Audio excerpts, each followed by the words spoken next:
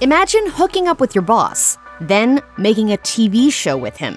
That's just the start of the complicated romantic history of Brandi and Jarrod Schulz. Brandi Passante and Jarrod Schulz have a history that goes all the way back to 1999. Since that was a time before dating apps, the two actually met in a more or less old-fashioned way, at work.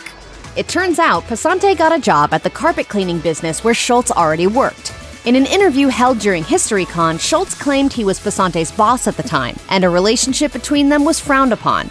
He recalled, "A mutual friend put notes on my truck reminding me to be nice to Brandi because I could be abrasive." According to Passante, Schulz was the one who initiated their connection.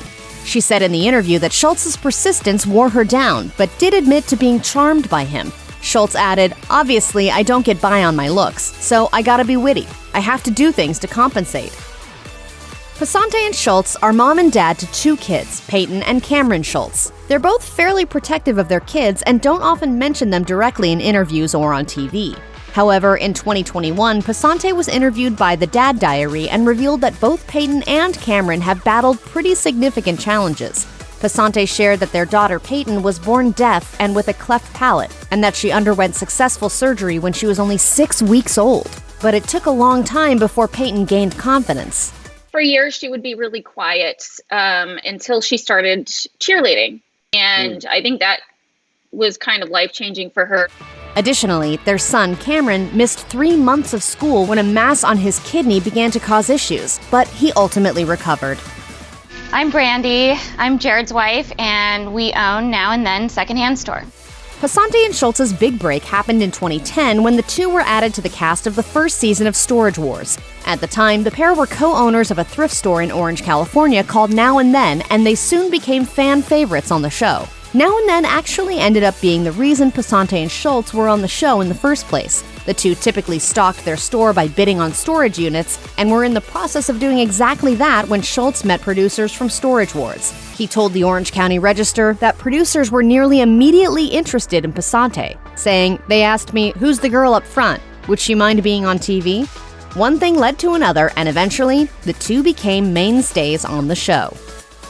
One potential snag in the relationship between Brandi Passante and Jarrod Schulz that could have led to their breakup was when they attempted to star in their own Storage Wars spin-off show titled Brandi and Jarrod, Married to the Job in 2014. Unfortunately, the show was canceled after only 1 season on the air. That was not the game plan. The launch of the show came after the pair's failed attempt at opening a second thrift store in Long Beach, California, which closed the same year. The first and only season of Married to the Job had a total of 8 episodes, all of which aired between August and September 2014. While the name of the show might have implied to viewers that Passante and Schulz were married, the reality is that the two never legally tied the knot. Oh my God, stop talking. Season 13 of Storage Wars premiered in 2021, and with it came the news that Passante and Schulz had broken up for good. Passante herself delivered the news on the first episode of the season. I'm not with Jarrod anymore.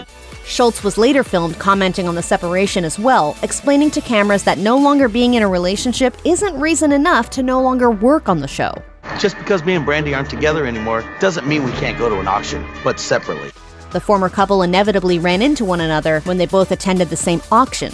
Schulz even outbid Passante on a storage unit she was eyeing and admitted to the cameras that knowing his ex was bidding on a unit was motivation enough to do the same. While speaking to The Dad Diary in 2020, Brandi Passante made several claims implying that Jarrod Schulz was not maintaining an active role in the lives of their children. She said that she'd been a single mom for a while, and that she'd done a lot of it on her own. But it's the scary dad voice in the background that we're missing. The same year, Passante admitted to Spirit Talk that when it comes to dating, she hasn't really explored her options. While this might be in part because her children are home with her all of the time, she also explained that after ending her relationship with Schulz, she realized it was time to form an identity and figure out who she is.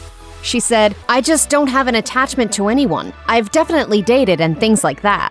It's not something I'm really trying hard to seek out. I'm waiting until I, can feel an attachment to someone. By her own admission, it's clear that Passante felt that Schulz wasn't a positive person to have in the home with herself and her children. Things between Brandi Passante and Jarrod Schulz were never particularly known for being smooth, and the pair reportedly split up after filming the 12th season of Storage Wars.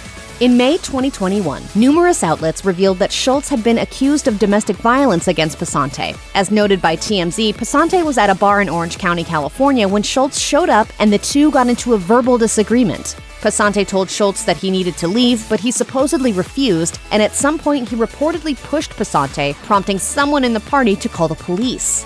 By the time the cops showed up, Schulz had already left the premises. Despite the fact that Schulz denied this version of events, authorities arrested him and charged him with 1 count of misdemeanor domestic violence battery. If you or someone you know is struggling with domestic abuse, please call or chat online with the National Domestic Violence Hotline at 1-800-799-7233.